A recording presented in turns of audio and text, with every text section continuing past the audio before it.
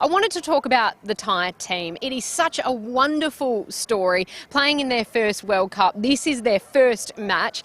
Tell me, as a cricket lover, what does it mean to you to see stories like this? Incredible story, really. Not just as a cricket lover and where I work now as a broadcaster. You commentate on the same names, the same teams. To suddenly have a country like Thailand, literally, it's a story from nowhere, really. 4 or 5 years ago, no one was talking about cricket in that part of the world. And also, it's not a whole load of expats that have got together and we play cricket. It is actually genuine Thai girls and women travelling 5-10 hours for a net. Academies been set up, structures put in place, not only at the bottom but at the top. People being sort of picked and taken to India, to Pune for coaching. So they have really worked hard and they deserve everything they get. But not just that, the way they play with a smile on their face. The first day I haven't seen them with a smile on their face was today. You walk through a little tunnel here at the Wacker and I saw a few of them, and there was either a game face on or a realisation that this is what we've waited for, a World Cup day. So we wish them well, because the only thing that will stop them